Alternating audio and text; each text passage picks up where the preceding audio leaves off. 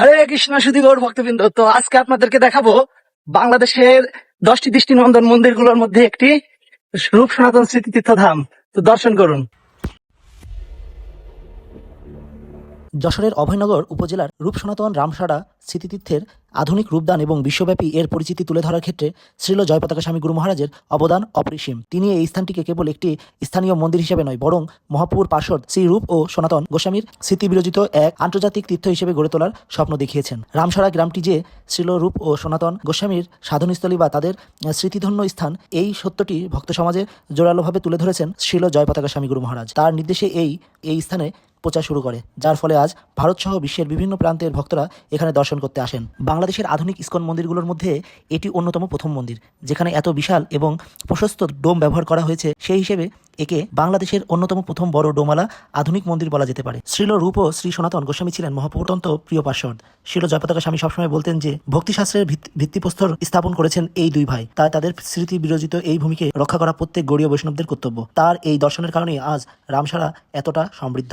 তো শুধু গৌর ভক্তবৃন্দ, তো আপনারা দেখতে পাচ্ছেন যে 1985 সালে ঠিক এই জায়গা থেকেই শুরু হয় মন্দিরের সূচনা। আর আজ তা শিল প্রভুপাদের অনুকম্পায় দেখুন হাজার হাজার ভক্তের ঢল। এখানে সুন্দর একটি প্রসাদের হল রয়েছে, যেখানে একদম মায়াপুরের মতন প্রসাদ সার্ভিস দেওয়া হয়। তো সকলে আপনারা এখানে আসতে পারেন এবং প্রসাদ গ্রহণ করতে পারেন। শুধু গৌর ভক্তবৃন্দ, আমরা এখন যাচ্ছি ধামের যে গোশালা, এই গোশালাতে আমরা যাচ্ছি। চলুন আমরা গোশালা দর্শন করি। দেখুন কত সুন্দর প্রাকৃতিক পরিবেশের মধ্যে গোমাতারা বসে আছে। ধামে আসলে আপনারা দেখতে পাবেন কত সুন্দর গোমাতা। এই যে দেখতে পাচ্ছেন অনেক সুন্দর সুন্দর গোমাতা রয়েছে এখানে, এবং গোমাতাদের যে সেবা করে আমাদের এই প্রভু। দেখুন কত সুন্দর পরিবেশ, কত সুন্দর সেবা করছে আমাদের শোভন প্রভু।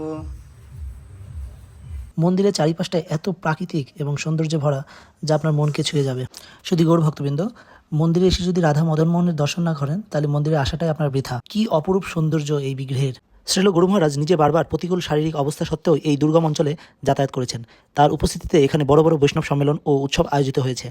তিনি তার শিষ্যদের এবং আন্তর্জাতিক ভক্তদের উৎসাহিত করেছেন যাতে তারা বছরে অন্তত একবার এই স্মৃতিতীর্থ দর্শন করেন। এর ফলে রামসাড়া আজ একটি আন্তর্জাতিক পর্যটন ও আধ্যাত্মিক কেন্দ্র পরিণত হয়েছে।